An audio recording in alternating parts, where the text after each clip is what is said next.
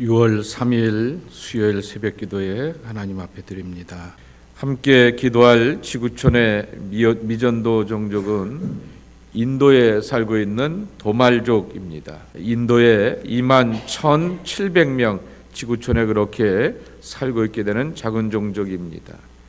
근데 이 인도의 8대 언어 가운데 하나인 우르두 언어를 쓰게 됩니다. 이 우르두 언어는 사용하는 사람들이 파키스탄을 포함하여서 6,600만 명이나 사용하게 되는 아주 큰 언어이기도 하게 된 것을 보게 됩니다. 이슬람을 신봉하게 되고 그들 가운데 기독교인들은 찾아볼 수 없다 말하게 됩니다. 도말족의 큰 족속이 파슈툰족의 그리고 도말족 그들의 파슈툰족의 일부라고 말하게 됩니다. 축산과 농업으로 생계를 유지하게 되면서 가축으로 고기와 유제품, 가죽을 얻으면서 살아가게 됩니다. 인도의 기독교의 불모지가 특별히 북부 지역인 것을 보게 되는데 북부 잠무 카슈미르주의 산악지대와 계곡에 거주한다라고 말하게 됩니다. 오랫동안 전기를 사용하지 못하게 되고 현대의학의 혜택을 받지 못하였다 말하게 되는데 최근에는 그래도 집 지붕에다가 태양열 패널로 전기 기계를 작동하면서 또 휴대폰을 충전하며 살아간다 말하게 됩니다. 마을에 장로들이 있어서 법적인 분쟁들을 해결하고 외국인들과 교류하게 된다고 하게 되지만은 도말족 지역에는 기독교인들이 거의 없게 되고 다른 무슬림 파슈툰족과 살아가게 되는데 또 안타깝게도 그러한 집단 가운데서 폭력 사태가 있다라고 말하게 됩니다. 주변에 기독교인들이 없기 때문에 신앙과 삶의 본보기가 되는 크리스찬들을 만나지 못하여서 기독교인이 되는 삶이 무엇인가를 제대로 알지 못하게 되는 것을 보게 됩니다. 복음의 사역자들이 계속해서 이 무슬림 도말족을 향하여서 예수님을 전하고 또한 예수님의 사랑과 구원의 기쁜 소식을 나눌 수 있도록 위해서 기도해 주시기 바라고, 특별히 큰 가족 단위로 이렇게 살아가게 되기 때문에 한 가족 한 가족이 변화되게 되면은 놀라운 전도의 결실을 맺을 수 있는 것을 기억합니다. 그러한 전도의 결실을 맺기 위해서 기도해 주시기 바랍니다. 우르두어를 쓰고 있기 때문에 신구약 성경은 완역이 되었고 온라인 성경도 가능하고 예수님의 영화 설교도 듣고 볼 수가 있다고 합니다. 고린도전서 1장 18절입니다. 끝절 31절까지의 말씀입니다. 십자가의 도가 멸망하는 자들에게는 미련한 것이요 구원을 받는 우리에게는 하나님의 능력이라. 기록된 바 내가 지혜 있는 자들의 지혜를 멸하고 총명한 자들의 총명을 패하리라 했으니, 지혜 있는 자가 어디 있느냐? 선비가 어디 있느냐? 이 세대의 변론가가 어디 있느냐? 하나님께서 이 세상의 지혜를 미련하게 하신 것이 아니냐? 하나님의 지혜에 있어서는 이 세상이 자기 지혜로 하나님을 알지 못하므로 하나님께서 전도에 미련한 것으로 믿는 자들을 구원하시기를 기뻐하셨도다.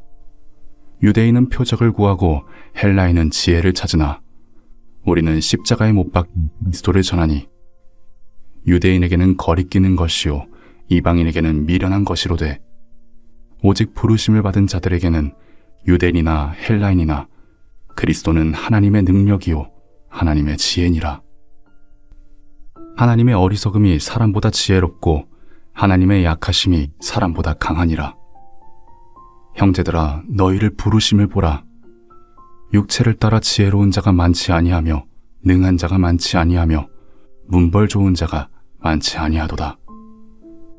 그러나 하나님께서 세상에 미련한 것들을 택하사 지혜 있는 자들을 부끄럽게 하려 하시고 세상에 약한 것들을 택하사 강한 것들을 부끄럽게 하려 하시며 하나님께서 세상에 천한 것들과 멸시받는 것들과 없는 것들을 택하사 있는 것들을 패하려 하시나니, 이는 아무 육체도 하나님 앞에서 자랑하지 못하게 하려 하심이라. 너희는 하나님으로부터 나서 그리스도 예수 안에 있고 예수는 하나님으로부터 나와서 우리에게 지혜와 의로움과 거룩함과 구원함이 되셨으니 기록된 바 자랑하는 자는 주 안에서 자랑하라 함과 같게 하려 함이라. 사도 바울이 계속해서 십자가의 노고스를 분명하게 전하게 됩니다. 바울의 십자가 신학이라고 하는 거죠. 이 고린도 전서 1장과 2장에 보게 되는 전혀 이해하지 못할 것 같아 보이게 되는 이 십자가 신학이 우리 기독교 신앙의 전부라고 말할 수도 있을 정도입니다. 가장 기본적이고 이 원칙을 따라서 우리의 신앙이 세워져야 한다라고 하는 말씀인 것입니다. 흔히 우리가 말하게 되었을 때 십자가 신학에 그러면 반대가 뭡니까? 라고 말하게 되면은 공로 신학입니다. 자기 의로움의 신학이라고 하는 거죠. 내가 하나님을 위하여서 신앙 공동체를 위하여서 이렇게 살아왔다라고 하게 되면서 우리는 그렇게 살아오게 되었던 베드로를 추앙해, 아볼로를 추앙해, 바울을 추앙해. 이게 이제 고린도 교회의 문제 아니냐라고 하는 것입니다. 그거 예수의 십자가 앞에 아무것도 아니다라고 하는 것입니다. 하나님의 아들이 스스로 십자가를 지셨다라고 하는 것인데 그런 것을 오늘의 표현 속에서 다시 한번 정리해 보려고 하게 됩니다. 유대인은 표적을 구하고 헬라인은 지혜를 찾으나 22절에 보면 그렇게 말하게 됩니다. 유대인들은 표적을 구합니다. 실제로 표적을 만났습니다. 출애굽의 하나님은 10가지 재앙을 주시기도 하셨고 또한 홍해를 가르기도 하셨고 만나와 메추라기를 주셨고 가는 길 가운데 구름 기둥과 불 기둥으로서 갈 바를 인도하시게 되었고 모세가 손을 얹으면 불리한 그러한 군대의 상황 가운데서도 이기는 체험을 하게 되었던 그러한 하나님의 신비한 표적을 경험하게 되었다라고 하는 것입니다. 십자가에서의 그 표적이라고 하는 것은 본인이 죽었다가 본인이 살아가는 것이었고 다른 사람들에게는 어떠한 혜택도 없는 것 아니냐 말하게 되면서 우리에게 만나가 있고 메추라기가 있어서 나를 배부르게 하고 우리들의 질병과 목마름을 해결할 수 있는 그러한 사인, 시그널을 좀 보여달라라고 요구하게 되었을 때 예수의 십자가는 무의미하다라고 하는 것입니다. 게다가 구약 성경에 여러 번 잘 아시는 것처럼 나무에 달려 죽은 자는 다 저주를 받아 죽은 자다라고 말하게 됩니다. 십자가에서의 죽음이라고 하는 것은 하나님 앞에서 저주받은 자의 모습, 유대인의 사람으로 왔기 때문에 나사렛 예수가 그렇게 저주받은 자의 끝맺음을 한 것 아니냐라고 하는 것이 유대인들이 십자가에 달렸던 예수에 대한 이해라고 하는 것입니다. 두 번째로는 헬라 사람들, 지혜를 찾은다라고 말하게 되었습니다. 로마 사람들에 의하면 헬라 사람들에 의하게 되면 십자가 처형은 정치범들을 향하여서 요새 표현대로 한다면 내란죄를 저지른 사람을 향하여서 처형하는 방법이 십자가 처형입니다. 그래서 여러분 예수님의 십자가 처형에 좌우에 같이 달렸던 사람들이 강도라고 말하게 되지만은 그들이 강도 남의 것 이렇게 뺏은 것이 아니라 독립운동을 하게 되었고 민족운동을 하게 되었다가 잡혀 죽게 되었던 사람들이라고 하는 것입니다. 그러니 이 정치범으로서 사형당하게 되었던 십자가의 처형이 뭐 대단한 거라고 그 예수의 십자가밖에 없다라고 그렇게 복음을 전하느냐라고 하는 것입니다. 그래서 여기 23절 말 뒤에도 있는 것처럼 유대인들에게는 저주받은 것이기 때문에 꺼리끼는 것이요 로마 사람들과 헬라 사람들에 보게 되면은 정치적인 그렇게 파렴치범으로서 그렇게 처형당하게 된 것인데 왜 십자가에 도밖에 없다라고 말하게 하느냐라고 하는 것입니다. 근데 우리에게는 그것이 나를 구원하시는 하나님의 지혜요 하나님의 생명이요 하나님의 은혜라고 하는 것입니다. 그런데 구원받은 나를 어떻게 정의하느냐라고 말하게 되면 오늘 24절 말씀 26절 말씀에 보게 되면은 부르심이라고 말하게 됩니다. 24절을 보겠습니다. 오직 부르심을 받은 자들에게는 유대인이나 헬라인이나 그리스도는 하나님의 능력이요 하나님의 지혜이니라 말하게 됩니다. 우리는 내가 좋아하는 것 가운데서 기쁨을 얻습니다. 그것이 능력의 원천이 되는 거죠. 내가 좋아하는 것에 심취하여서 삶의 통찰력을 얻게 마련인 것입니다. 그것이 지혜인 거죠. 그래, 예를 들면 내가 공자의 가르침에 심취했다고 말하게 되면 거기서 내 인생의 처세를 배우게 되는 거죠. 그러는 것처럼 바로 그런 것이 지혜인데, 바로 십자가가 하나님의 지혜라고 말하게 되는데, 그런 것을 우리가 확인하게 되는 것은 내가 부르심의 삶이라고 하는 것입니다. 부르심이라고 하는 것은 클리토이스라고 하는 것입니다. 그것은 바로 하나님께서 우리를 효과적으로 이렇게 살라고 부르셨다라고 하는 것입니다. 효과적으로 산다라고 하는 것입니다. 분명히 여기에 보게 되면은 헬라 사람들처럼 지혜롭게 살라 말하게 됩니다. 고린도 사람들처럼 고린도인처럼 같다라고 말하게 되면 말 잘해라고 하는 것이고 달변이라고 하는 것입니다. 말 잘하고 달변하게 되면은 살아가는데 어려움 없게 됩니다. 아쉬운 일이 있으면 가까운 사람 앞에 또 어떤 문제 앞에서 잘 설득하게 되면은 문제를 풀어가게 되는 능력이 되게 되는 것인데, 십자가의 복음을 전하게 되었던 바울은 굉장히 떠듬떠듬 전하게 되는 사람이었고, 그렇게 전하게 되는 그 내용들을 보게 되면은 글은 좋은데 표현력은 이렇게 연약한 모습이었는데, 그러한 사람의 것이 하나님의 지혜이다라고 말하게 됩니다. 부르심이라고 하는 것입니다. 바로 하나님의 부르심을 그 다음에는 27절에 보게 되면 뭐라고 바꿔서 표현하고 있냐고 하면은 택하심이라고 말하게 됩니다. 그러나 하나님께서 세상에 미련한 것들을 택하사라고 말하게 됩니다. 택하심을 받은 사람들이라고 하는 것입니다. 그래서 세상에서 지혜롭고 강한 사람들을 다 부끄럽게 하셨다라고 하는 것입니다.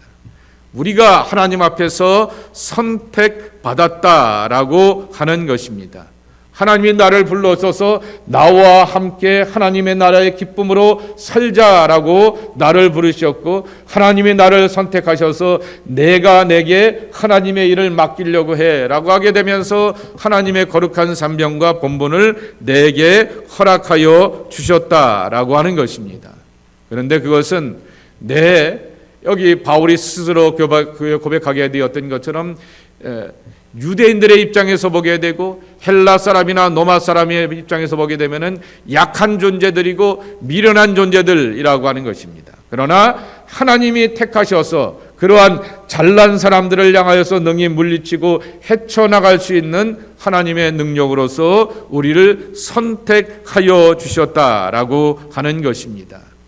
그러니까 우리는 이 말씀을 읽게 되면서 내가 어떤 존재냐라고 하는 것입니다. 그것은 바로 30절 말씀에도 있는 것처럼 너희는 하나님으로부터 나서 그리스도 예수 안에 있고 예수는 하나님으로부터 나와서 우리에게 지혜와 의로움과 거룩함과 구원함이 되셨나니라고 하는 것입니다. 우리는 하나님께로부터 나오게 되었는데, 그러니까 하나님께 선택받은 존재인데, 아니 나는 분명히 엄마와 아빠의 사랑 가운데서 이 땅에 태어나게 되었는데 라고 하게 되면서 우리는 물리적으로 나의 삶의 존재를 이해하게 되지만은 그렇게 이해하지 않는다라고 하는 것입니다. 내가 새로운 존재가 되어서 지혜자의 삶을 살고 강한 자의 삶을 살고 능력 있는 자의 삶을 살게 되는 것은 30절 중간에 있는 것처럼 그리스도 예수 안에 나와서 살아가는 삶을 하나님이 내게 허락하여 주셨다라고 하는 것입니다. 그러기에 하나님으로부터 오시게 되었던 예수, 그리고 그 예수님을 붙들고 의지하는 우리는 예수 안에서 새로운 존재가 되었다라고 하는 것입니다. 그러한 존재 가운데서 스스로에 대하여서 이러한 자각과 자부심과 자존감으로 살아야 됩니다. 30절 밑에입니다. 우리에게 함께 읽어보겠습니다. 시작. 우리에게 지혜와 의로움과 거룩함과 구원함이 되셨으니 그랬습니다. 저와 여러분이 우리 아니겠습니까? 그 우리에게 지혜가 되셨다 그랬습니다. 우리는 세상 속에서 예수님의 말씀과 예수님의 가르침과 예수님의 십자가의 희생을 통하여서 유기성 목사의 표현처럼 예수님 한 분이면 충분하다라고 말하는 것처럼 삶의 모든 것들을 풀어갈 수 있는 원동력과 힘과 그 키가 되는 그분을 우리가 간직하고 있기 때문에 하나님의 지혜로 산다라고 하는 것입니다. 게다가 나를 의롭게 하셨다 말하게 됩니다. 이거는 법적인 용어라고 하는 것입니다. 사람들 앞에서 판사 앞에 서게 되었을 때 뭐 잘못해서 와서 얼마 벌금을 얼마야 내야 돼, 구치소에 얼마 있어야 돼라고 하는 것에 속에서 거기 갈 필요도 없고 돈 낼 필요도 없고라고 말하게 되면서 세상과 사람들 앞에서 당당하게 살아갈 수 있어. You are free to go. 이렇게 집에 갈 수 있도록 자유롭게 살 수 있는 의로운 존재로 우리를 세워주셨다라고 하는 것입니다. 세 번째로는 거룩함이라고 하는 것입니다. 이거는 종교적인 표현입니다. 신앙적인 표현인 것입니다. 미련한 자이고 연약한 자를 향하여서 하나님 앞에서 우리가 거룩한 자가 되어서 신령한 자가 되고 하나님 앞에 나아가고 종교적인 그러한 습관과 간섭을 갖고 있는 사람들 앞에서 나도 하나님 앞에 신실함을 만날 수 있는 거룩한 존재로 살아간다라고 하는 것을 말씀하게 되는 것입니다. 네 번째로는 구원함이라고 하는 것입니다. 다른 말로 표현하면 삶의 해방이라고 하는 것입니다. 우리는 크고 작은 많은 문제들과 어려움들을 경험하게 되는 것입니다. 그 어려움과 곤란함 가운데서 괴로울 때가 참 많이 있게 되는데 그것을 건져내 주시고 구원해 주시는 것이 바로 예수님의 손길이라고 하는 것입니다. 하나님이 예수님을 통하여서 십자가의 도를 믿고 살아가는 그 사람들에게 구원의 기쁨과 삶의 해방으로 함께 하여 주신다라고 하는 것입니다. 20세기의 가장 위대한 선교사라 말하게 되는 인도의 선교사였던 스탠리 존스라고 하는 분이 있습니다. 20세기의 가장 위대한 선교사라고 하는 타이틀은 누가 붙여줬냐고 하면은 타임지에서 붙여주게 되었던 그러한 이름입니다. 그분이 이 볼티모어 출생인데요. 거기서 가난하게 삶을 살다가 예수님을 만나게 되면서 그 삶의 변화를 깨닫게 되고 변호사가 되려고 하게 되었던 것을 다 뒤로 하게 되고 이제 주변에서 당신의 말에는 힘이 있습니다 라고 하여서 전도자가 되자라고 한 마음을 먹게 되고 전도자가 되었고 그리고 또한 인도에서 자기를 부르신다라고 생각하게 되면서 인도의 설교사로 가게 되었습니다. 선교하면서 언어를 배우면서 4년 동안 더 이렇게 강력한 내적인 확신을 갖게 되었고 예수 그리스도와의 인격적인 만남 가운데서 흔들림이 없게 되었던 것입니다. 근데 그분이 인도의 선교사가 되어서 만난 사람들은 참 퀘스천 마크를 갖게 하는 사람입니다. 마하트마 간디를 만나게 되면서 간디의 사상과 가르침에 심취하게 됩니다. 그리고 또한 이 미국 쪽에다가 이 서구권에다가 간디의 사상 비폭력 저항주의를 전하게 되었던 사람도 이 스탠리 존스이게 되고요. 저항운동을 이렇게 하게 되었던 이가 바로 이 스탠리 존스이기도 하게 되는 것입니다. 다양한 사람들을 만나고 그들의 문화 속에 살아가게 되는데 그들의 문화 속에서 저 사람은 미국에서 오게 되었던 예수 선교사 예수쟁이라고 하게 되었을 텐데 그들은 색안경을 끼지 않고 그들과 만나면서 깊이 있는 대화를 나누게 되며 그들에게 예수님의 사랑과 예수님의 마음을 전하게 되고 내가 어떻게 하면 더 당신들의 마음에 드는 그러한 선교사로 사역을 할 수 있겠습니까? 라고 하면서 깊은 대화를 나누게 되었습니다. 그런데 그가 한 수십 권의 책을 쓰게 되었는데 그 책 어디도 그가 예수님과의 만남에 대하여서 부정하지 않게 되고 자기의 신앙과 삶을 이렇게 이끌어가게 되었던 것은 예수 그리스도를 통한 성령의 거룩한 임재가 자기의 믿음의 길을 굳건하게 걸어간다라고 하는 그 고백을 하고 있게 되는 것입니다. 제가 이야기를 여러분들 앞에 하게 되는 것은 그분은 자유자라고 하는 것입니다.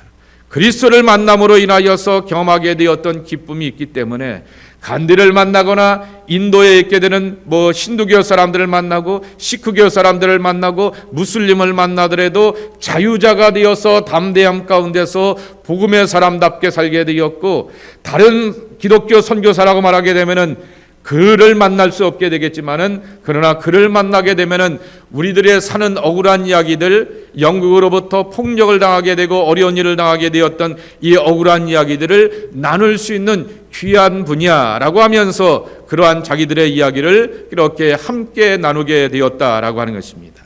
그래서 그를 바로 20세기의 가장 위대한 선교사로서 나누게 되었던 것이죠. 미국에서는 여러 가지 일본과의 전쟁 가운데서 중재운동도 하게 되었고, 하여튼 모든 일에 이렇게 다양한 모습 속에서 쓰임받는 사람이 되었다라고 하는 것입니다. 이 이야기를 여러분들에게 드리는 것은 바로 바울이 그러한 면에 있어서 또 다른 자유자가 아니었을까라고 하는 것입니다. 십자가에 대한 분명함과 확고함이 있었기 때문에 고린도 교인들이 뭐라고 말하기도 하게 되고, 뒤에서 여러 가지 뒷담화를 하기도 하게 되고, 그리고 교회 공동체 안에 분열이 있게 되었음에도 불구하고 사람을 쫓고 사람을 흉내내고 사람을 따라가게 되면 결국 그렇게 파벌밖에 없다라고 하는 것입니다. 예수의 십자가 외에는 우리에게는 대안이 되는 것이 없고 구원이 되는 것이 없기에, 바로 십자가에서 예수님이 스스로 자기 죽음을 선포하고 자기를 포기하게 되었을 때 살리시는 하나님의 구원을 경험하게 되었듯이, 고린도 교인들이요, 예수 십자가 가운데서 자유자가 되어서 자기를 포기하고 자기의 의로움을 내려놓게 되고 자기 집단의 모든 공의로움들을 다 내려놓게 되었을 때 살리시고 구원하시는 하나님의 구원이 우리 안에 있다라고 하는 것을 함께 확증하며 살았으면 좋겠다라고 하는 것입니다. 그래서 오늘 이 십자가의 분명한 이야기를 우리에게 선포하게 되는 것입니다. 자, 다시 한번 18절의 말씀을 함께 읽고 오늘 새벽 기도의 말씀을 마치도록 하겠습니다. 시작. 십자가의 도가 멸망하는 자들에게는 미련한 것이요 구원을 받은 우리에게는 하나님의 능력이라. 아멘. 예수의 십자가 외에는 저와 여러분을 구원할 힘이 없습니다. 하나님 아버지 감사합니다. 오늘도 십자가를 바라보고 십자가 앞에, 십자가 밑에다가 나의 삶의 모든 삶의 숙제들과 기도의 제목들과 나 자신을 내려놓게 됩니다. 내게는 신앙의 경험도 있고 신앙적인 체험도 있게 되고 신학적인 지식도 충분하게 되지만은 그 모든 것도 내려놓게 되면서 바울이 고백하게 되었듯이 하나님 앞에서, 예수님 앞에서 나는 아무것도 아닙니다라고 고백하면 고백할 때마다 예수님을 살려주셨던 하나님께서 우리를 높여주시고 살려주시고 구원해주시는 하나님의 구원의 은총이 우리와 함께하는 것을 기억하오니 이 도와 이 능력으로 살아가는 하나님의 축복의 백성들이 저희들 모두가 되게 하여 주시옵소서. 때로는 헬라 사람들처럼 지혜를 쫓기도 하게 됩니다. 때로는 로마 사람들처럼 권력을 추구하기도 하게 됩니다.